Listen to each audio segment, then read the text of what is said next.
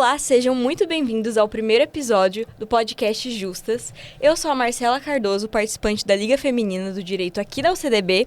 E eu sou a Lorena Camparoto, também ligante da Liga Feminina aqui da UCDB. E nós vamos estrear agora o nosso podcast, que vai ser um momento de conexão para abordarmos assuntos que estão na boca do povo, mas claro, com uma visão um pouco mais técnica de pessoas que entendem do assunto. E para começar o programa com pé direito, estamos aqui com a nossa ilustre presença, doutora Ana Lara Castro, que faz parte do Ministério Público Estadual e é procuradora. Olá, doutora Ana Lara, tudo bem? Tudo bem, muito prazer pelo convite, Lorena, Marcela, professora Tereza, um prazer. Muito obrigada, estamos muito felizes de tê-la aqui conosco na inauguração desse espaço, desse nosso aqui momento de, eu vou falar confraternização, não é só a discussão de temas importantes, mas da mesma forma confraternizar, porque nós vamos buscar sempre trazer história de mulheres que fizeram sucesso, história de mulheres que são guerreiras na luta, na carreira jurídica, no dia a dia, e isso é o que vai engrandecer esse espaço, tornar aqui,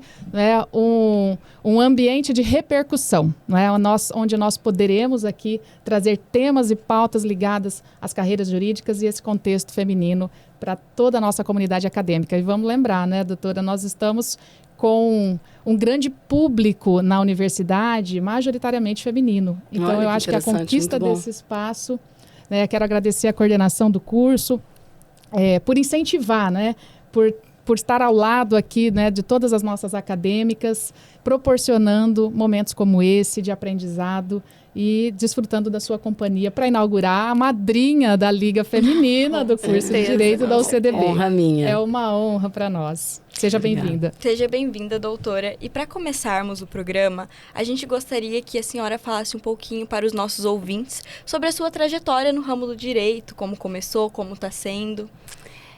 Eu comecei, né? Eu sou egressa aqui da própria UCDB, antes de ser UCDB, né? Na Faculdades Unidas Católicas de Mato Grosso, a FUCMAT, né?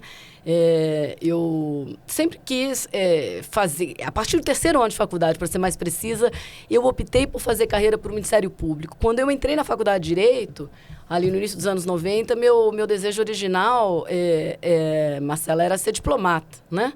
Eu estudava idiomas, eu era professora de inglês, e eu tinha esse desejo de ser diplomata, de fazer carreira no Itamaraty.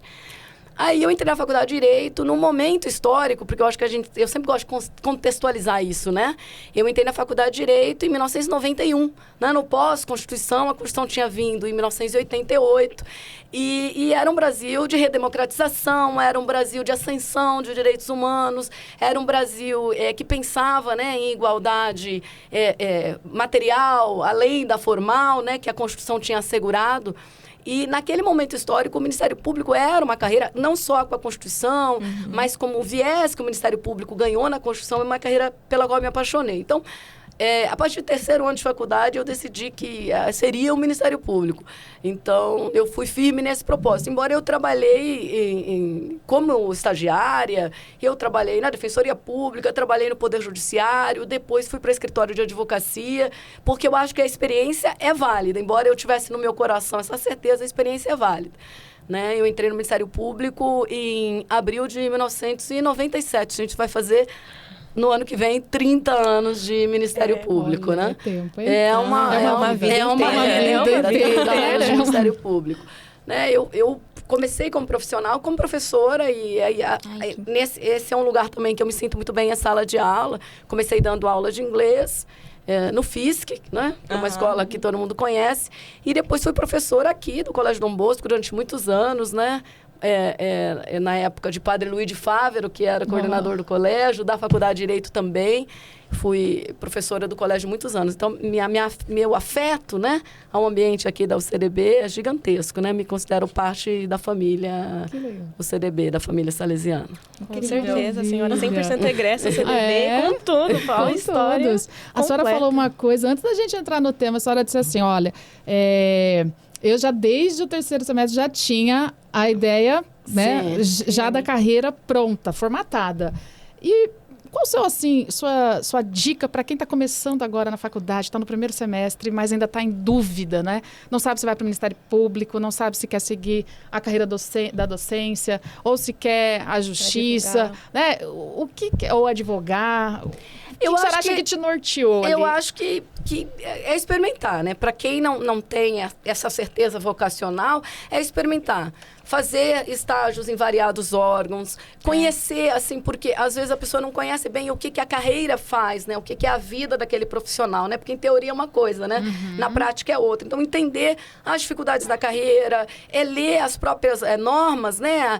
Internas das carreiras, eu acho que isso ajuda muito. E estagiar, eu acho que estagiar nos vários setores. Porque no meu caso, como eu disse, eu sou fruto de um momento histórico que o Brasil passava, né? Sou fruto da pós-Constituição. E a gente está sempre inserido, né, na nossa própria cultura. Então, às vezes vai acontecer alguns alunos, às vezes não por uma cultura histórica, mas por uma cultura familiar, né, que vai ligar mais a um ramo ou não. Mas se ele não tem essa certeza, eu acho que é experimentar, né? É experimentar. Ver qual área se assemelha mais com o perfil do acadêmico, né? Às vezes a gente sai muito cedo da escola e faz essa transição da escola para a faculdade. Vocês já escolheram, meninas? Vou aproveitar, vou devolver a bola agora. É complicado. Assim, eu tenho na minha cabeça bem fixo o que eu quero. Quando eu entrei na faculdade, eu queria ser defensora, né? Mas conforme foi passando, eu comecei a ter aula de direito do trabalho, eu fiquei, é essa matéria que eu gosto. E aí eu penso em ser juíza do trabalho. Olha que legal. Então, é uma bela vocação. É uma questão de identificação, né? Também com o perfil do que o profissional faz, né? Algumas carreiras, elas exigem que você seja mais expansivo, né? Que você seja disposto ao atendimento ao público, porque não faz sentido você pegar uma carreira que está na ponta e que tenha que se aproximar e falar com a sociedade e você não se sentir confortável em receber a sociedade. Há carreiras que exigem uma presença de fala, né, em ambiente público maior. Então, isso também é perfil, né? Se você tem uma linha mais reservada e você vai procurar ficar num ambiente de gabinete, então, talvez uma carreira de atendimento ao público não seja sua, né? Se você não se sente confortável com uma interação. Então, tem 5 anos para estudar, não só as matérias, mas estudar também o que corresponde ao perfil. Você já sabe que ela falou TRT, a gente não tem nenhuma desembargadora, né? É uma carreira ainda fechada. E no Ministério Público Estadual? Como está essa proporção? No Ministério Público aqui do Mato Grosso do Sul, nós temos no final de carreira, que é a Procuradoria de Justiça, né? Que é onde eu tô, que é o último cargo da nossa carreira, né? A gente começa como promotor substituto, né? Depois titulariza e chega à capital e depois procurador de justiça. Então, eu fui promovida a procuradora, que é o cargo final da carreira, em 2021. Nós temos muitas mulheres, a proporção é bem grande de mulheres. A participação das mulheres na política do Ministério Público, eu digo, em cargos de chefia, de procuradoria-geral, no Brasil como um todo, ainda é baixa, proporcionalmente ao número de mulheres. Mas mulheres hoje ocupando cargos dentro da administração que sejam relevantes, que vão desde chefias de gabinete, secretaria-geral, coordenação de grupos importantes, isso já é bem comum na instituição. No Mato Grosso do Sul, nós temos muitas mulheres também no fim da carreira mesmo, muitas mulheres que alçaram a Procuradoria de Justiça. Nós temos proporcionalmente a outros estados, um número bem expressivo na carreira. Mas é uma longa jornada, né? É uma longa jornada. Eu acho que o concurso público, né? À medida que o concurso público ele foi se tornando mais transparente, mais claro, a ascensão das mulheres é percebida nos concursos públicos, né? Em que não foi mais tolerável aquele tipo de pergunta. Mas você vai abandonar seu marido? O que você vai fazer quando você tiver filho? Né? Porque isso era muito comum, né? No ambiente passado, onde os concursos eram a portas fechadas, chegava numa fase oral, por mais que a pessoa tivesse ido bem na prova, havia uma discriminação de gênero, né? Sempre pensando na mulher num papel doméstico, num papel de necessitar de uma concordância do marido, num papel de cuidadora, de filho e tal.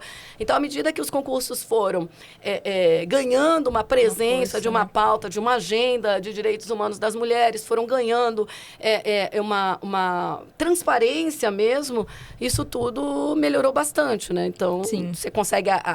muitas carreiras têm poucas mulheres no final da carreira, porque as mulheres também demoraram a entrar, justamente em razão de toda a dificuldade que foi esse trajeto, né?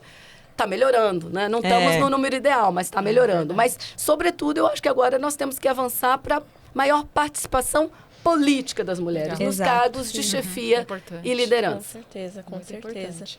E você acredita que tem espaço para melhora, tem mais espaço para as mulheres, assim? Eu acho que hoje tem mais espaço para as mulheres, primeiro porque essa agenda, né, ela está inserida no debate social, né, porque antes ela não era inserida, ela era até um pouco mal vista, né, parecendo que existia um papel de gênero determinado à mulher e a mulher que meio que desviava do seu papel de gênero, ela estava adentrando atividades que eram essencialmente masculinas. Então, hoje tem muito espaço para crescer, porque as próprias mulheres estão, né, se apoderando desse discurso, dessa postura pública Com e dizer, certeza. olha, eu posso estar nos espaços públicos da mesma forma como o homem não só pode, como deve estar nos espaços privados, né? Porque essa dicotomia, essa maneira de ver separadamente o espaço público do privado, que na verdade são espaços humanos, ele gera um prejuízo enorme para a sociedade. Porque, da mesma forma, se o homem ele se ocupar mais das lides domésticas, das tarefas de parentagem, das tarefas de cuidado dos seus filhos, dos seus pais, dos seus avós, né, vai ficando menos pesado para as mulheres e eles não estão ajudando as mulheres, né? Eles estão fazendo a sua parte Dentro de casa. Dentro com certeza. da construção familiar, né? Quando a gente decide formar uma família, isso é um processo, é um projeto que deve ser comum e coletivo. Então, como isso está na agenda, né? Novos modelos de masculinidade, é um tema que também está na agenda contemporânea. Eu acho que nós temos muito espaço para avançar, sim. Que ótimo, uma maravilha. Doutora, a gente escolheu como pauta da nossa conversa de hoje o stalking. E escolhemos a senhora porque a senhora é referência no assunto, discutiu muito sobre. Inclusive, a gente foi fazer uma pesquisa antes de participar do programa. Eu entrei assim, no YouTube, procurei algumas notícias, algumas reportagens. Eu achei uma justa sua, a senhora dando uma reportagem para o TV Cultura, se eu não me engano. Sim, Foi, assim, eu achei no site, no canal do TV Cultura. E você falando, assim, incrivelmente sobre o assunto. E queríamos iniciar abordando essa temática tão delicada, que vem aparecendo, assim, em séries, como a série da Netflix, Bebê Rena, ou IU, né? E queríamos saber, assim, o que a lei brasileira define como crime, começando pelo básico. Certo. Então, deixa eu só contextualizar essa trajetória para vocês entenderem. Entre 2006 e 2016, eu fui promotora titular da Promotoria de Violência Doméstica em Campo Grande. Quando a Lei Maria entrou em vigor, foi criada, né, a primeira promotoria. Eu tive a honra de fazer, né, essa primeira promotoria, de construir esse projeto. Eu fiquei 10 anos ali. E foi nesse contexto que eu comecei a trabalhar com stalking. Não havia lei, né? Portanto, a gente usava a contravenção penal de perturbação da tranquilidade, perturbação do sossego alheio, que era o 65, para tentar fazer um registro de ocorrência e para tentar fazer ou se obter medidas protetivas. Então, o fato do meu nome ser muito ligado a isso, porque eu participei daquele processo de tentar construir nacionalmente uma primeira legislação. Eu fiz meu mestrado nos Estados Unidos. Lá nos Estados Unidos era um tema muito presente na pauta de direitos humanos das mulheres. E quando eu voltei de lá, que veio o primeiro livro, né? O livro que eu escrevi ainda antes da lei, né? Depois a gente foi reeditando, né? Eu e o professor Spencer Sido, nós fomos reeditando. Então, ele tá no mercado ainda, numa nova editora, super atualizado. Mas quando a gente começou a falar sobre isso, que foi logo quando eu voltei dos Estados Unidos, realmente era um tema que as pessoas vinham assim, isso é coisa de americano, isso é coisa de seriado. Só que a vida lá na Maria da Penha, a gente me demonstrava o contrário. Na verdade, que as rupturas aconteciam, a dificuldade de aceitar a ruptura relacional era grande e se partia por uma perseguição sistemática daquela pessoa. Então, para pensar o que é o stalking? O stalking é um padrão de assédio, é um padrão de incômodo, é um padrão de perseguição que não necessariamente física. Hoje nós vivemos no mundo virtual, que pode ser um cyberstalking, né? Uma perseguição que se dê em meio digital, mas ele é um crime habitual, ele é uma reiteração de uma conduta que vai causar medo naquela pessoa, ou se não causar medo no sentido de medo de morte, né? Medo de uma lesão corporal, ele vai causar uma invasão mesmo na esfera de privacidade, na esfera de liberdade daquela pessoa. e que é mais do que um mero aborrecimento comum. É algo realmente que priva aquela pessoa de exercer uma vida dentro do virtual ou pública. A lei brasileira ela foi bem flexível em relação ao que é, mas é um padrão de... Eles usam só o verbo perseguir, mas a gente pode pensar macro, em assediar, em incomodar, né, em perturbar. Então, é um padrão, é um crime habitual, exige uma reiteração que constitua uma ameaça à integridade física, psicológica ou daquela vítima, ou, se não ameaça, um padrão de invasão de privacidade, de restrição de locomoção. Quando a gente fala restrição de locomoção, não é cárcere privado, mas é aquela dificuldade que a pessoa tem que sair, de se expressar, de entrar numa rede social, porque ela vai receber uma avalanche de comentário, de incômodo. Então, o stalking, no caso do Brasil, e a legislação varia muito no mundo, então os tipos penais são muito diversos no mundo, né? Alguns exigem o padrão medo, outros não. No Brasil, não necessariamente. Pode ter o padrão medo, como também pode ter o padrão só de invasão, de violação à esfera de privacidade, de intimidade, de liberdade daquela vítima. Então, vai depender do que ela registrou. A senhora acha que pode haver alguma intersecção com a Lei Maria da Penha no sentido de violência? A senhora entende que a violência vai fazer parte também desse tipo? O stalking é uma violência psicológica de cara, né? Necessariamente, porque não tem como não considerar o stalking uma violência psicológica, porque ele causa um dano emocional gigantesco, né? Na sua vítima. Mas ele pode escalar para outros tipos de violência também. Então, ele pode escalar para uma violência sexual, ele pode escalar para uma violência física, ele pode escalar para um feminicídio. Mas, de cara, ele já ele pode escalar para uma violência moral, né? Do que aquela perseguição se torne um xingamento, uma ofensa à honra. Mas ele, de cara, de plano, ele é uma violência psicológica, né? Ele desestrutura emocionalmente. Eu atendi muitos anos vítimas de stalking, foram muitas. Então, eu falo de um lugar que é uma experiência de escuta mesmo de vítimas. E o que me surpreende, embora os estudos são muito preocupados com a escalada para crime mais grave, que é importante, lógico, medir o nível de risco para escalada para crime mais grave. Mas as vítimas ensinam o diálogo com elas, sabe? O medo principal delas denunciar. Nem é denunciar, é nunca conseguir sair daquela situação. Ela aparece, porque o stalking, às vezes, o stalker, ele some, né? Ele dá uma sumida, ele dá uma desaparecida, a pessoa acha que vai parar. Porque a sensação, que a gente só vê isso acontecendo com as estrelas de Hollywood, Sim, né? Aquela cantora que vocês adoram agora, da moda.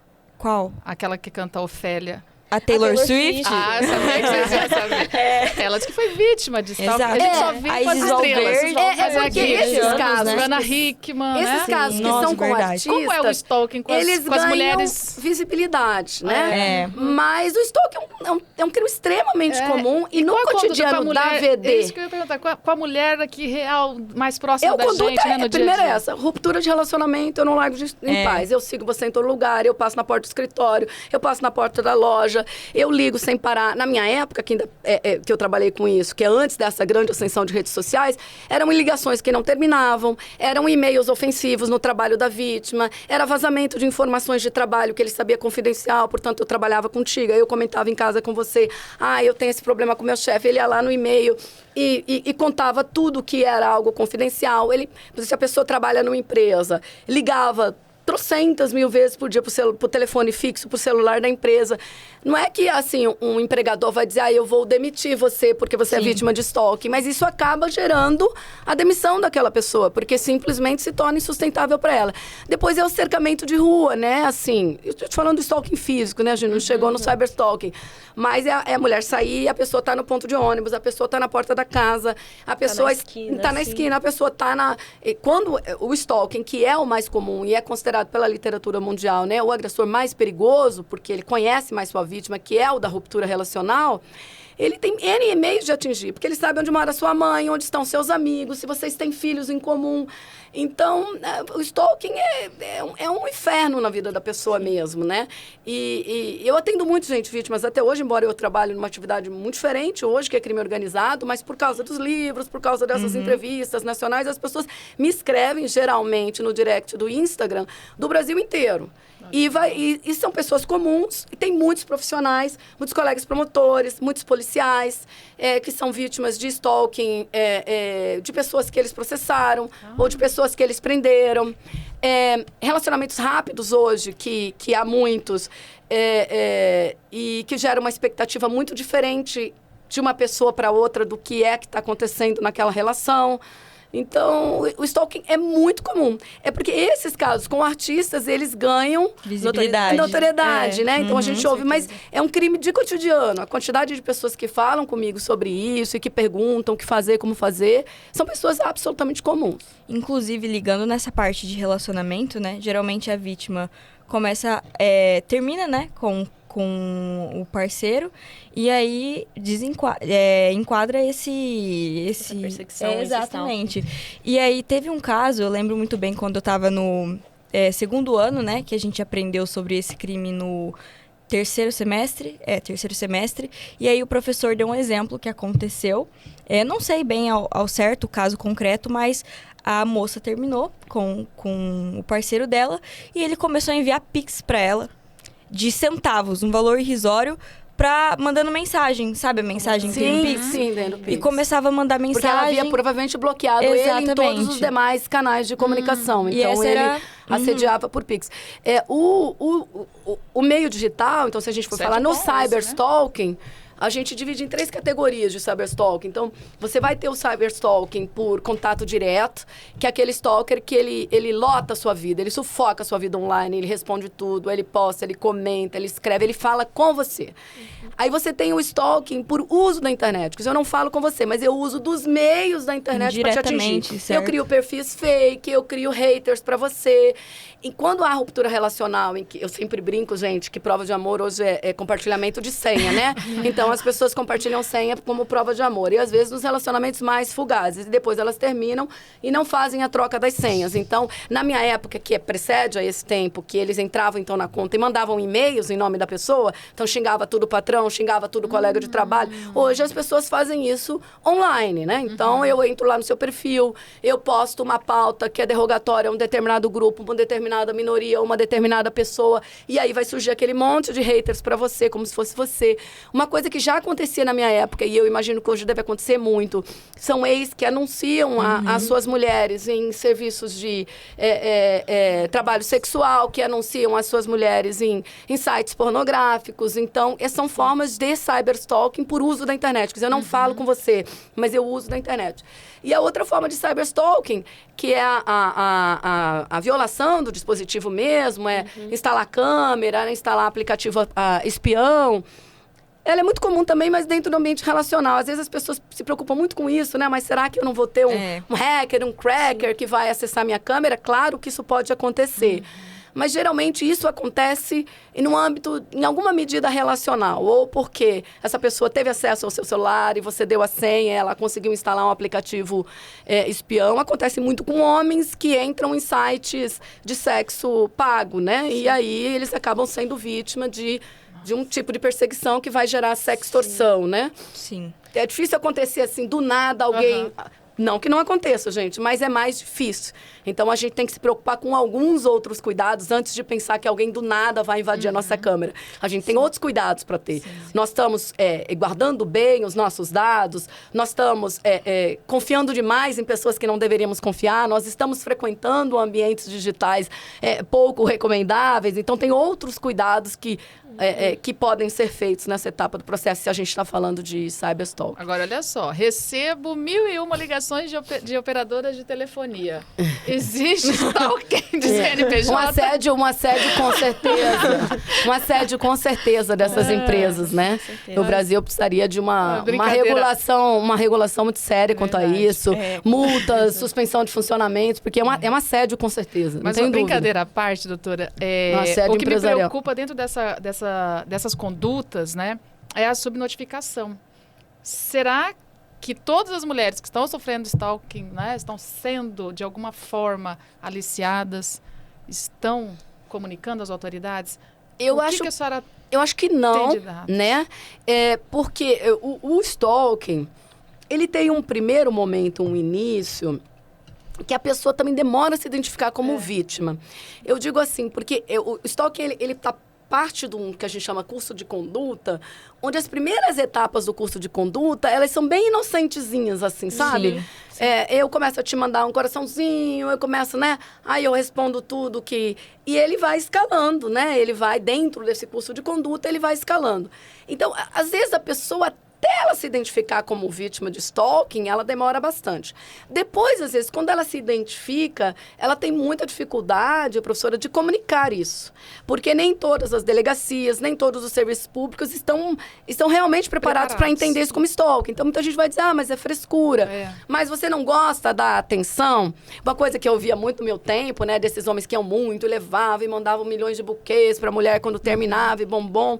Às vezes eu ia fazer fala sobre stalking, isso lá no começo, 10, 15 anos atrás, as pessoas diziam, mas não pode mandar flor, sabe? Então, as pessoas colocam o nível da discussão muito baixo. Não é que não pode mandar flor. Mas se eu terminei com você, eu estou no meu ambiente de trabalho, eu não quero receber 10 buquês de flores. Isso não é romântico. Isso é um assédio. Isso vai incomodar meu empregador, isso vai incomodar os clientes do escritório, da loja, do hospital onde eu trabalho, né? Isso não é higiênico, isso não é legal. Então, assim, o nível da discussão, às vezes, fica muito raso, né? Sim. Especialmente porque a gente trabalha com, ainda, apesar de termos avançado muito, com muitos estereótipos de gênero, né? De que a mulher, ela tem que esperar esse gesto romântico, que se o homem não luta por essa mulher é porque ele não ama o suficiente, que eu vou valorizar aquele homem que luta por mim. Então, muitas formas de assédio, elas são normalizadas, elas são naturalizadas na sociedade por uma visão excessivamente romântica do que é relacionamento. Não é o nosso tema, mas se a gente for falar de violência sexual também, né, nós poderíamos falar de uma base disso, né? Porque eu insisto, por que eu forço, por que eu não aceito um não? Porque o stalking também tem esse fundo, sabe, professora? Assim, a gente pode falar de perfis de stalker, eu acho que está até na programação de vocês, mas assim... Nem todo stalker é transtornado, né, mental, no sentido do transtorno mental como doença. Tem pessoas que têm dificuldade para receber um não. Tem pessoas que não foram educadas para lidar com frustração, né? Tem homens que não foram educados para receber um não, né? Ao contrário, eles foram educados para superar o não, para insistir no não, da situação, né? Também, então, é um problema social gigante. Então, eu acho que as mulheres se enfrentam bastante dificuldade de registrar. O homem também, para ser justa, Sim. Porque dentro da mesma lógica das relações de gênero, se espera que o homem queira fazer sexo com qualquer mulher que queira fazer sexo com ele. Há uma expectativa social extremamente desregulada em relação à sexualidade masculina também, né? Sim. Da mulher para menos, sempre esperando que ela seja recatada, que ela não queira e tal, e do homem para mais. Então, eu atendo bastante homens que são vítimas de stalking, inclusive, muitos deles que tiveram relacionamento, assim, esporádico com alguém, sexo casual, que é muito comum nas relações de hoje em dia, e que aquilo se torna, a partir do momento que eu digo, não, mas eu não tenho interesse em fazer sexo com você novamente, isso se torna inaceitável. Mas isso está no mesmo balaio, né? Está no mesmo balaio de nós precisamos tratar da educação para as relações de gênero. Isso serve para as mulheres, serve para os homens. Sim, e pegando essa questão, assim, do homem sendo stalkeado, a gente viu muito disso na série Bebê Rena, comentada anteriormente. É um homem que acaba sofrendo com essa situação e se encontra com medo de denunciar, porque menosprezam ele. É uma mulher, você não vai querer, tudo mais. Nessa situação, se existe um modus operandi mesmo do homem como stalker e da mulher como stalker, como que funciona isso? Se tem alguma diferenciação? Tá, vou falar de perfis de stalker e aí a gente fala sobre isso. Então, quando a gente pensa no stalker como fenômeno, são vários perfis. E a literatura, aí na área de psicologia, na área de ciências sociais, né? Tem vários estudos que classificam os stalkers em tipos diferentes. Eu, no livro, trago várias categorias. Eu uso mais nas falas a categoria de Millen e Paté, que são 2 autores australianos, que é uma categoria bem no mundo pacificada. Você vai nos Estados Unidos, mundo dela, Portugal, no Reino Unido, enfim. Então, vou tentar manter sobre ela. Então, um dos perfis de stalker é o rejeitado, que é o mais comum, o mais violento. Que é aquela pessoa que está numa ruptura de uma relação afetiva, existe uma ambivalência ali, amor e ódio. Essa ambivalência também existe do lado da vítima e ele se vale dessa vulnerabilidade. Ele é considerado na literatura mundial o mais perigoso, justamente porque ele vem de um vínculo relacional, ele tem muito mais acesso àquela vítima dele, ele tem contato, ele sabe informações sobre ela. Aí o outro perfil é o rancoroso. Esse perfil rancoroso, ele ascendeu muito. É uma pessoa que se sente injustiçada com uma pauta política, com uma pauta social, né? Num mundo muito polarizado que a gente vive hoje, esse é um perfil que ascendeu muito. É um perfil que vai atrás de jornalistas, que vai atrás de professores, que vai atrás de profissionais da segurança pública. E é uma pessoa que se sente injustiçada, né? De uma agenda, e no mundo polarizado esse perfil ascendeu muito. Aí nós temos o perfil do que chamava originalmente, quando isso começou a ser estudado na década de 70 e de 80, erotomaníaco, que é uma pessoa carente de atenção, carente de afeto. O perfil do carente, ele é interessante porque eu acho que ele foi muito potencializado com as redes sociais, porque como as pessoas querem atenção, então esse carente, quando você devolve para ele um coraçãozinho, quando você devolve para ele um emoji, para ele aquilo significa uma coisa que não é, né? Significa um vínculo que não existe. Aí você tem o perfil do que se chama de cortejador inadequado. E essa é uma pessoa que ela está mais atrás de contato sexual. Ele é medido como risco, menos no sentido de que ele vai escalar para uma violência mais grave, mas mais porque ele vai fazer muitas vítimas diferentes. Então, ele começa com a Lorena e daqui a pouco ele não tem acesso aqui, aí ele parte para a Marcela, ele parte para a Tereza. Então, ele acaba sendo um stalker perigoso, o cortejador inadequado, porque ele é ele está buscando o sexo, ele está buscando o vínculo sexual e ele vai assediar um número grande de vítimas. E aí você tem o stalker predatório, nessa mesma classificação, que é uma pessoa que usa do stalker como um instrumento de passagem, um instrumento de excitação para chegar no crime mais grave, que vai ser um feminicídio, um homicídio ou um crime sexual. Ou seja, porque em algumas facetas da sexualidade, né, do que a gente chama de transtorno parafílico, causar medo na pessoa, deixar a pessoa desesperada é parte do processo, né, de excitação também. No livro, a gente inseriu mais um perfil, que a gente chama de perfil vaidoso, porque ele ascendeu muito com as redes sociais. É um perfil que, assim, ele não se encaixa, ele não está revoltado, ele não está rejeitado, ele não está rancoroso, mas ele quer público, ele quer plateia, ele quer lacrar, ele quer sucesso. Então, de repente, ele escolhe uma pessoa específica, que é fragilizada, ou ele escolhe um grupo que é minorizado nas relações de poder e ataca aquele grupo. Então, dentro desses perfis, eu diria assim, que os stalkings de mulheres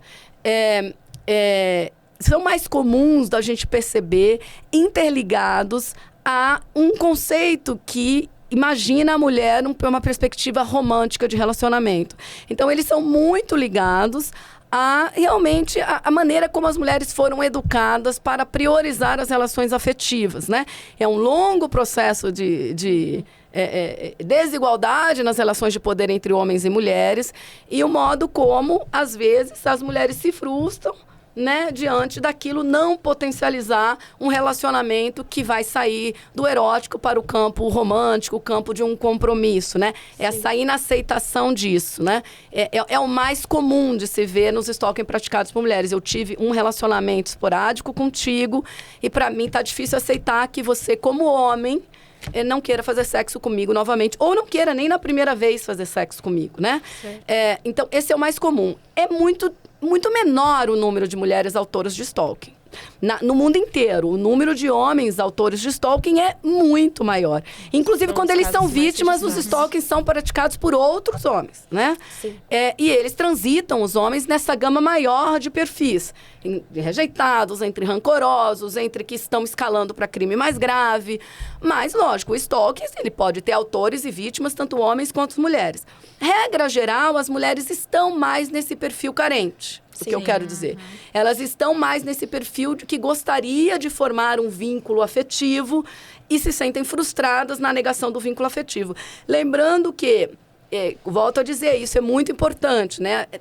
As pessoas perguntam muito, Ana, mas as pessoas têm transtorno mental? Algumas podem ter, outras não. Tem pessoas que realmente fazem formação de vínculo por transtorno delusório, ou seja, ela acha realmente que está fazendo um vínculo com você, né? Esse stalker que é predatório ou predador, ele já vai estar num espectro ali de transtorno parafílico, sádico coercitivo, de transtorno parafílico de biastofilia, enfim, ele já vai estar nesse perfil. Mas não quer dizer que toda pessoa que insiste na marra com alguém porque recebeu um não tenha transtorno mental. Nós teríamos, né, um fato da pessoa não lidar bem com a frustração, o fato da pessoa ter feridas narcísicas, se a gente for partir para a psicanálise, né? Ter um narcisismo mal formado, mal constituído, né? Uma dificuldade de lidar com a alteridade do outro, né? Porque lidar com a alteridade, com a diferença, né, do outro, não quer dizer que ela tenha um transtorno mental. Talvez ela precise se ajustar, desequilibrar, uma reeducação social, uma reeducação psíquica, né? Mas diagnosticado como transtorno mental é outra coisa. Então, é caso a caso. Mas dentro desses perfis, para responder a tua pergunta de novo, foi uma resposta grande, mas para chegar lá, a mulher, ela vai estar mais, via de regra, no perfil de uma expectativa de vínculo que não se formou. Olha que curioso, né, a doutora falando, eu lembrei das minhas aulas de penal. Cesare Lombroso, lembra? Ele traçou, médico, né? Sim. E também traçou o perfil dos criminosos. Que ele traçava pelo aspecto físico, né? Aspecto físico. Eu ia comentar isso, porque hoje, né, toda a categorização do stalking, a gente só vê análise psicológica. O que se faz para traçar perfis de stalkers é uma análise, né, científica ele era mesmo. Psiquiatra, né? Psiquiatra. Ele era psiquiatra. Porque Lombroso vem de um tempo, né, em que a medicina também simplificava as coisas, né, assim, para estudar. O perfil do criminoso. Eu acho que a ascensão das ciências sociais para explicar fenômenos, ela é mais recente, né? A gente olhar que quando a gente pensa numa doença, quando a gente pensa num transtorno, né? A gente pensa no indivíduo, mas a gente tem que pensar no indivíduo dentro do seu meio, né? Quando a gente pensa num sofrimento, a gente não pode pensar no sofrimento psíquico individual, a gente tem que pensar no sofrimento psíquico, que também vem do meio. Isso é um grande sucesso das ciências sociais aí nos últimos 50, 100 anos, né? Então, ali no fim do século XIX, início do século XX... bem também nesse assunto, porque a senhora tem na formação... Eu tenho, né? Foi uma necessidade que eu senti, professora, na verdade, assim... eu acho que o direito é uma carreira onde a gente simplifica um pouco as coisas, verdade, né? A gente tem a tendência a reduzir as coisas. Também achar que só com a lei, né? A lei é possível solucionar. É possível solucionar. Então, nesses meus quase 30 anos aí no Ministério Público, trabalhando com áreas de público, como eu falei para vocês, eu gosto de atender público, né? Hoje eu estou... Crime organizado não se atende muito público diretamente, mas a minha carreira foi atender público desde que eu comecei minha carreira em Ribas do Rio Pardo, uma cidade, na época, com um auge de movimento, de você que gosta do tema, de trabalho análogo à condição de escravo, no auge das carvoarias, daquele tempo de Ribas do Rio Pardo, eu fui para Corumbá, cidade fronteiriça, ali no fim dos anos 90, início dos anos 90. Então, eu sempre gostei de atender público. Então, quando a gente atende público diretamente, que a gente ouve as pessoas, a gente vê que é muito mais complexo. Sim. E a gente vê que o social conta muito. Então, aí eu fui procurar algumas outras formações, né? Eu tenho uma licenciatura em Ciências Sociais, uma licenciatura em História, algumas formações em Saúde Mental, Psicopatologia, Psicanálise, para tentar a gente dimensionar o fenômeno, né?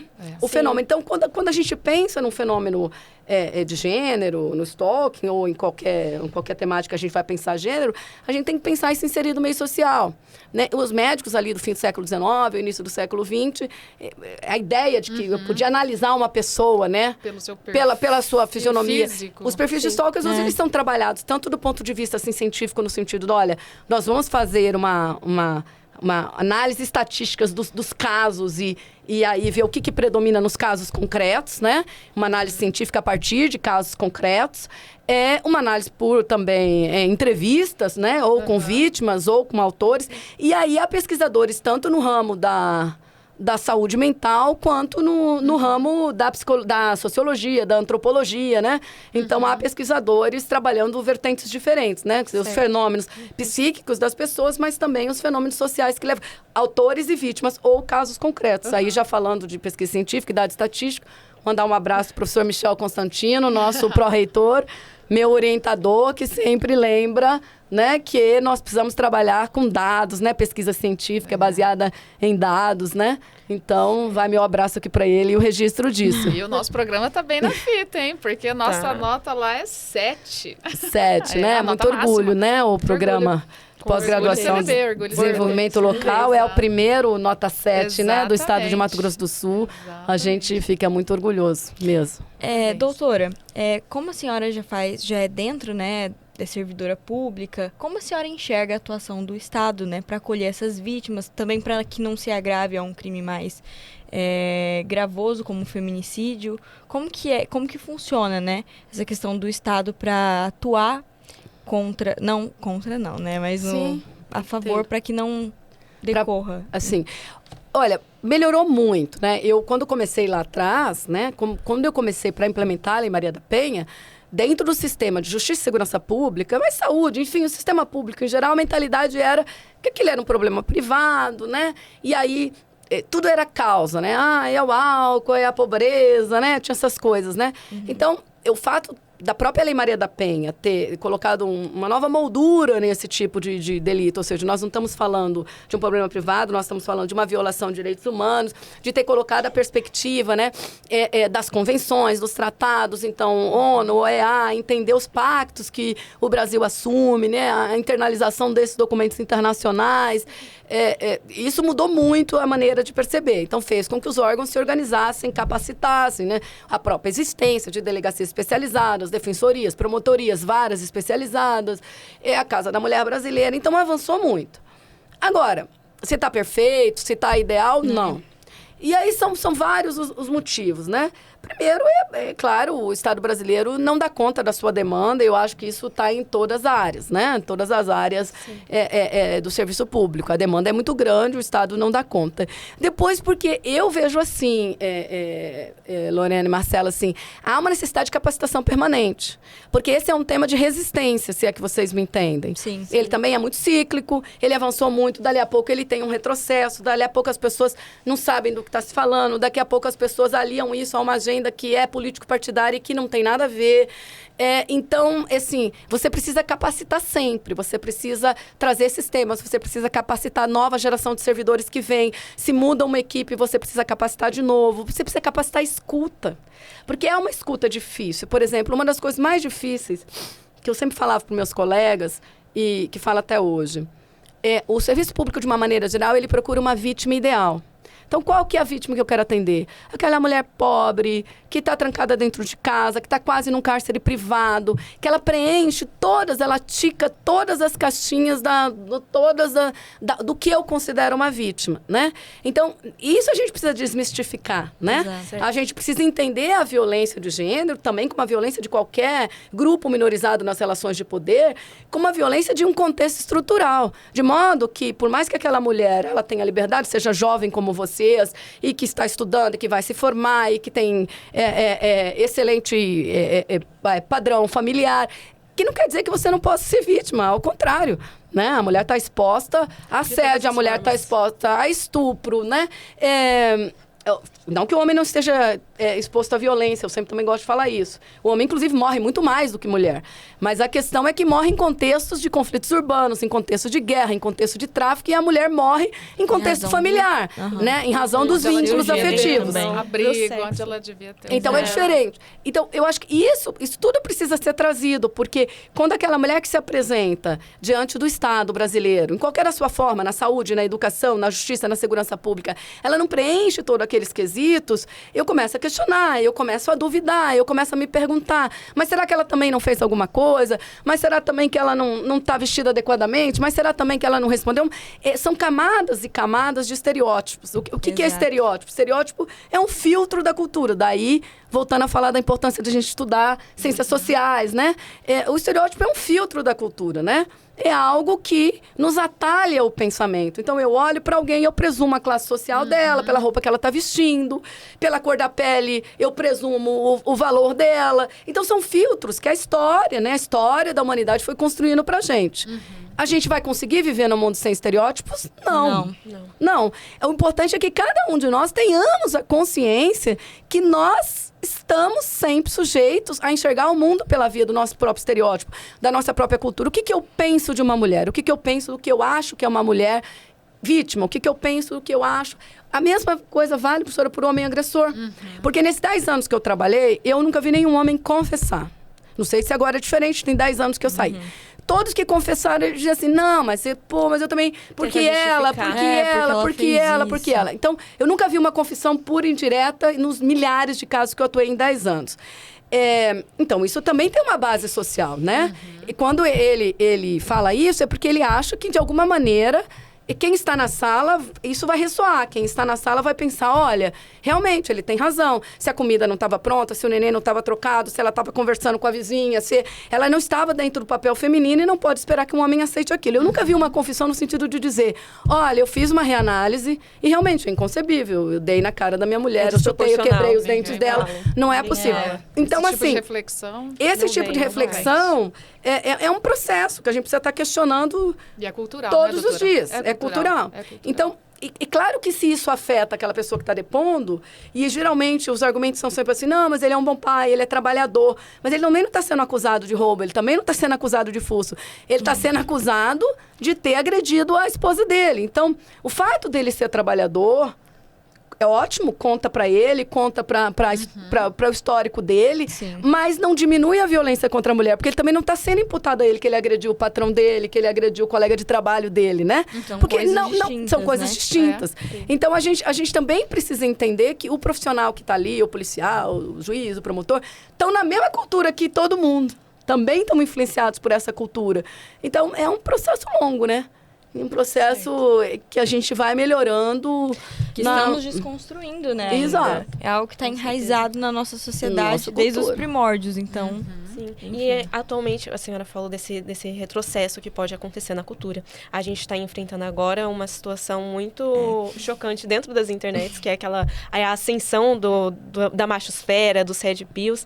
E se isso, de alguma forma, tem a ver até com aquele stalker rancoroso que a senhora mencionou anteriormente. Se eles são ligados e se a ascensão dessa cultura dentro da internet, de que a mulher tem que estar em casa, que a mulher não pode seguir certo padrão, não pode usar batom vermelho, não pode pintar a unha de vermelho, não pode fazer tatuagem de borboleta, não pode ter certas coisas e depois, se isso não liga. Porque a gente teve um caso muito recente, né? Da menina que estava sendo perseguida, recebia flores em casa, ele estava se declarando para ela e depois ele recebeu um não dela, ele se assumiu, ele mostrou, olha, eu que estou te entregando as flores, eu queria entrar num relacionamento. Ela negou ele e ele acabou esfaqueando ela, então... Acho que ele deferiu 15 facadas no rosto dela. Se não mais, eu acho que foram mais, que chegaram a 30. Chegaram a 30 facadas. E se isso não está ligado aos movimentos dentro da internet... Sim, a internet, eu falo, tem das tantas características do ambiente virtual. Uma das coisas que eu acho mais fascinante, sempre que eu falo de internet, eu falo disso, porque eu também estou estudando internet aí há quase 20 anos, né? Crimes, especificamente, né? Praticados no ambiente digital, as minhas obras são muito em torno disso. Eu acho que uma das características que eu acho mais marcante da internet é a adesão de grupo, né? O peer support, que a gente fala em inglês. Porque antes de existir a internet, não é que não havia isso, né, gente? Mas, às vezes, você tinha um pensamento tão complexo, tão distorcido, tão fora da curva, e era mais difícil você encontrar o seu grupo, a sua turma, né? Era mais difícil você encontrar um ambiente onde você pudesse manifestar, né? Não que não encontrasse, mas dependendo... Era muito geográfico também, de onde você vivia e tudo mais. A internet, ela propiciou que qualquer tara, qualquer fantasia, qualquer loucura, qualquer violência, qualquer barbárie que passe pelo seu pensamento tenha ressonância, né? Tem um público que diga, olha, eu concordo, tá bem. Eu penso igual. Então, existe uma coisa acrítica, né, para a pessoa também. Porque o conceito de certo e errado, claro, a gente vai aprendendo na nossa interação familiar, na nossa interação escolar, enfim, é parte da nossa formação, né? Mas não ter essa desaprovação de um grupo social, como acontece na internet, é um fenômeno novo da sociedade. E é para absolutamente tudo. Quando você vai no underground da internet, né?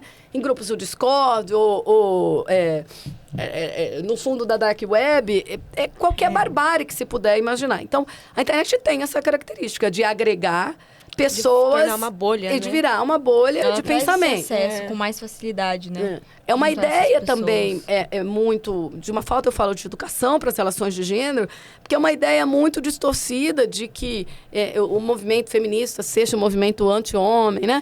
E é uma ideia muito distorcida, assim. É uma rejeição a estudar minimamente um movimento que é pró-igualdade e ascensão de direitos. É estudar minimamente. É uma rejeição... estranha a palavra gênero, que na verdade é uma coisa muito simples de ser entendida, gente. Nós temos uma dimensão biológica do nosso corpo. Todos temos uma dimensão biológica que ela vai existir, porque a biologia não se nega, ela se transforma, se modifica, evolui, né? Se a gente for pensar em Darwin. Mas a biologia, ela existe. Agora, existe uma roupagem social e política que se dá àquela biologia. Então, ser mulher hoje, do que a Lorena e a Marcela em 2026, seria a mesma coisa do que ser mulher em 1920? Não, nem um pouco. Seria a mesma coisa que ser mulher em 1780? Então, gênero é fácil de entender. Só não entende quem não quer. Gênero é simplesmente a percepção política e social que se dá a um corpo. Pode ser o corpo do homem, pode ser o corpo da mulher.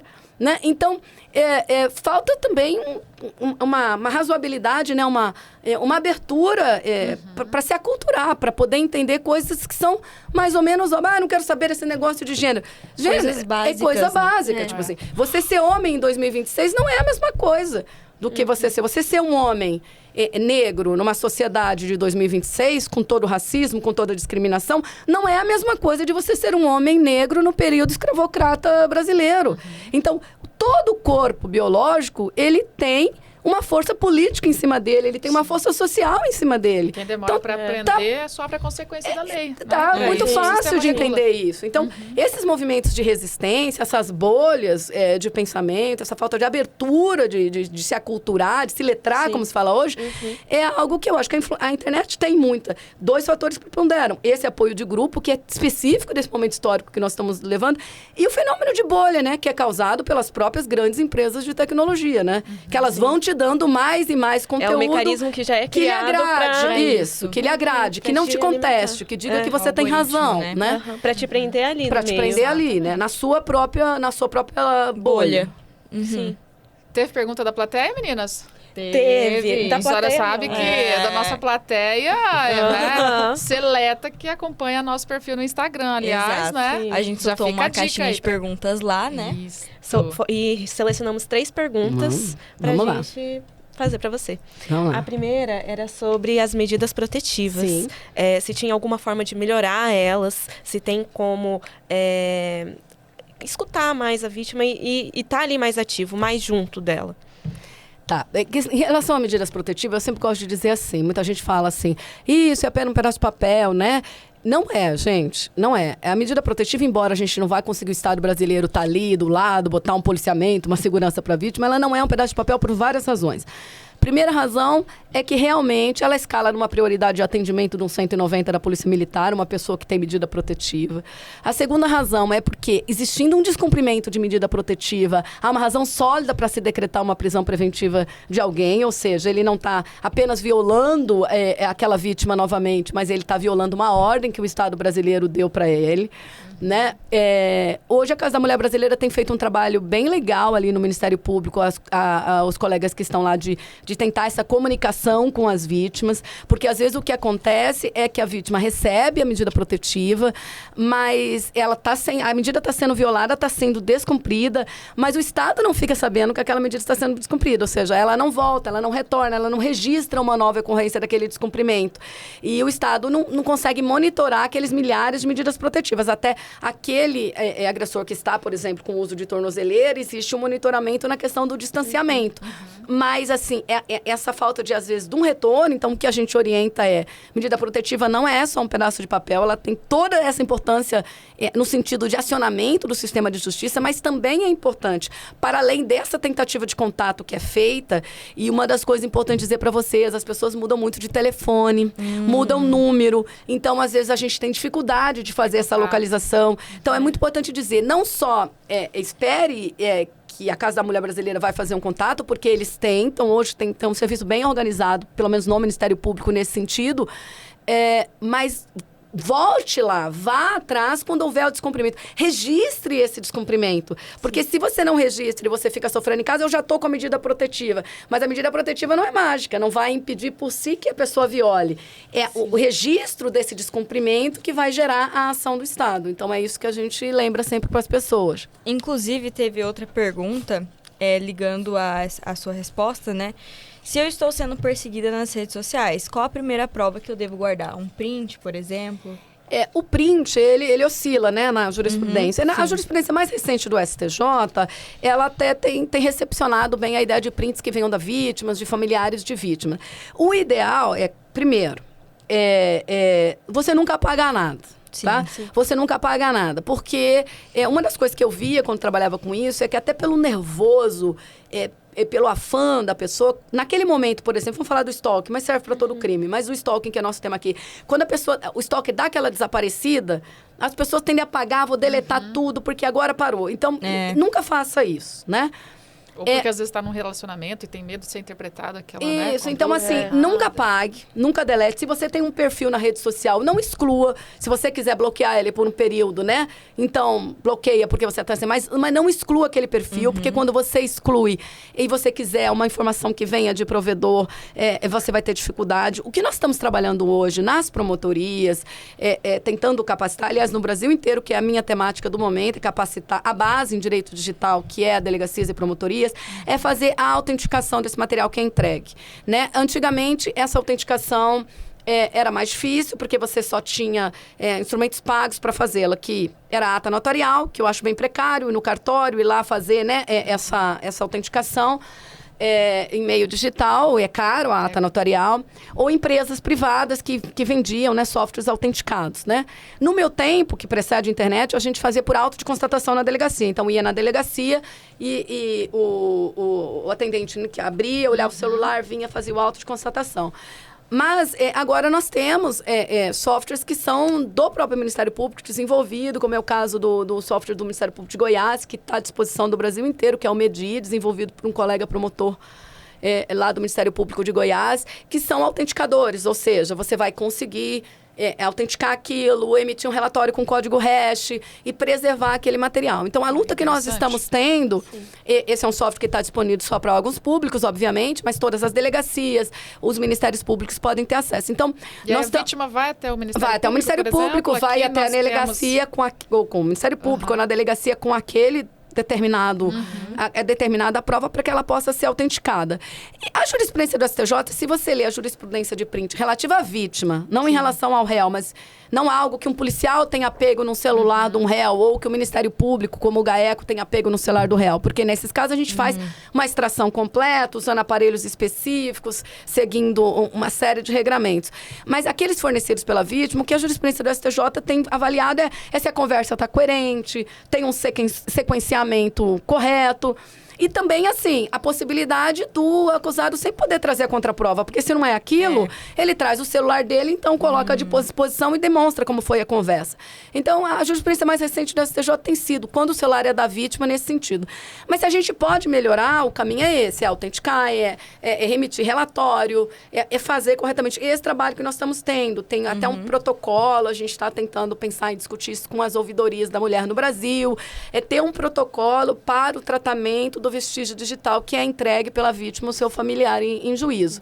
Mas ela tem que guardar, né? A primeira coisa, ela tem que guardar. No caso do stalking, eu trabalhei no centro de atendimento de mulheres nos Estados Unidos e quando eu vim de lá, implantei na promotoria, que é um diário de anotação, é uma folha de papel, é um log, onde se imprime nos serviços para as mulheres. Eu gostaria que as pessoas voltassem a fazer isso, porque o que a gente vê do stalking, na hora que vai fazer o registro da ocorrência, é muito bagunçado. Ele está me perseguindo, a mulher não lembra quanto tempo, ela não lembra quantos episódios, ela não lembra onde foi. Então, se ela conseguisse anotar numa folha, na data tal, onde foi, ela conseguiria mostrar a habitualidade, a reiteração, que é essencial para o crime de stalking. Outra pergunta que fizeram pra gente, que eu acho que combina muito com o que a senhora estava falando, é se existe algum tempo certo para fazer a denúncia. Qual a melhor forma de levar adiante essa denúncia? No caso do stalking, né, eu acho que é logo depois que passa aquela fase que você vê que aquilo não é que não vai cessar. E não vai cessar, que não é assim algo um habitual carinho, também. Né, que não é, que passou do carinho. Porque o que a gente vê, especialmente quando a gente fala do digital, é assim, de início as vítimas se confundem um pouco com esse negócio do carinho, Mas quando a pessoa, assim, tudo que você posta, vamos falar de digital, tudo que você posta, a pessoa lá comenta. Ou ela começa a fazer comentários desairosos, entendeu? Naquele dia que você pôs uma roupa mais sensual, ela diz que não fica boa naquele dia. Aí isso já é um sinal para você de que aquilo, né? Então, nesse momento agora, a partir do momento que você se sentiu incomodada, é interessante documentar, né? A partir do momento que você se sentiu incomodada, você deve documentar, né? Porque você vai precisar dessa documentação depois para provar esse dolo, para provar essa intencionalidade, para provar esse percurso. Sim. Bom, foram essas perguntas, né? Foram essas as perguntas da internet. A gente selecionou 3, foram essas 3 mesmo. E eu acho que é isso. O nosso programa está se encaminhando para o fim, doutora. Essa conversa podia ir mais longe, mas nosso tempo é limitado. E estamos aqui, assim, né? Maravilhadas com a sua explicação, com a sua bagagem de carreira, né? Sim. É um ensinamento pra gente. Para nós foi um aprendizado, né, meninas? Para o nosso também, primeiro né? encontro foi sensacional. Excelente, espetacular. Eu que agradeço o convite, é uma honra ser madrinha da Liga. Como eu disse, eu tenho um afeto imenso pelos salesianos, pela universidade. E eu desejo todo sucesso para vocês, meninas que estão se formando em breve, né? A gente é da mesma sala, na carreira, né? 9º ano. E parabéns, professora, sabe, pela sua liderança positiva, né? Por abrir esses horizontes para as alunas.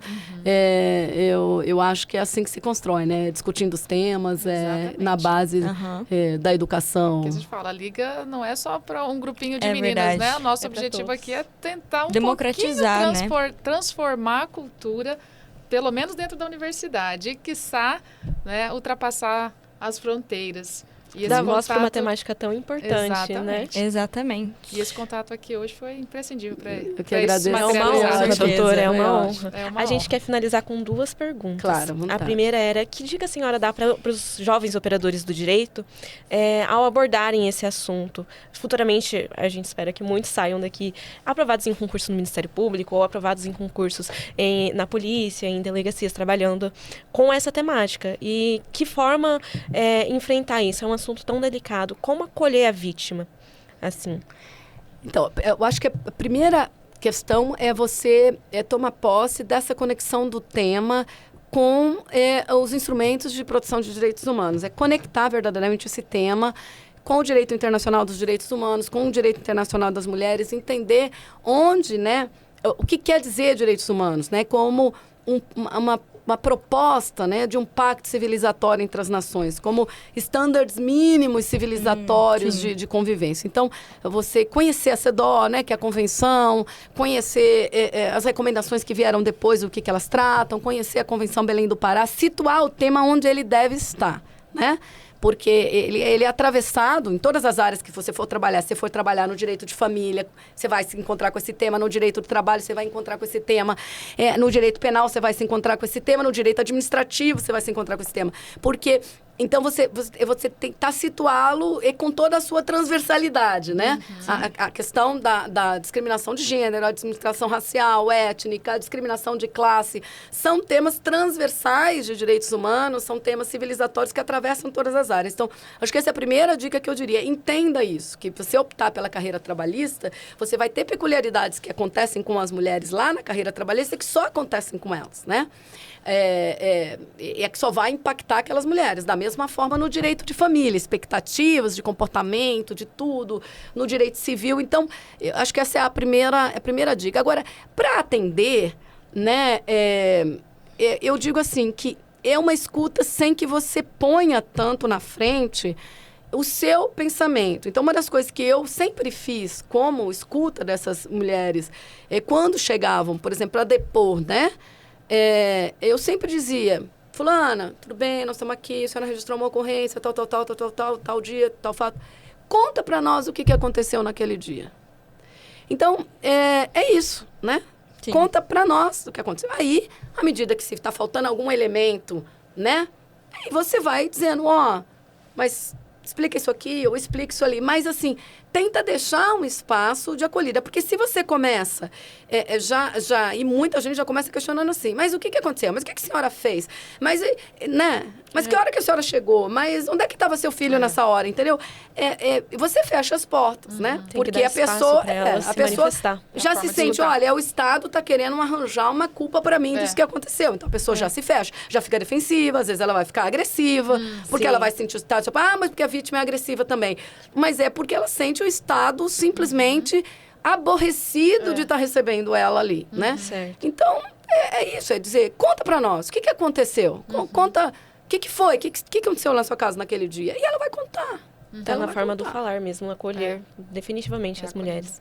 A outra pergunta que a gente queria fazer é quais seriam as melhores dicas para aconselhar uma mulher que está passando por essa situação, como ela pode resolver o problema de uma forma rápida, assim, não de uma forma rápida, porque é um problema muito grande e tudo mais, mas quais são as melhores dicas? Uma mensagem de incentivo, para quem queira denunciar, para tomar coragem, que você esteja passando por algo assim. Nesses anos, 10 anos aí que eu passei atendendo, porque às vezes a gente, lamentável, vê que as pessoas têm seu tempo, né? Sim. Às vezes elas não estão prontas, né?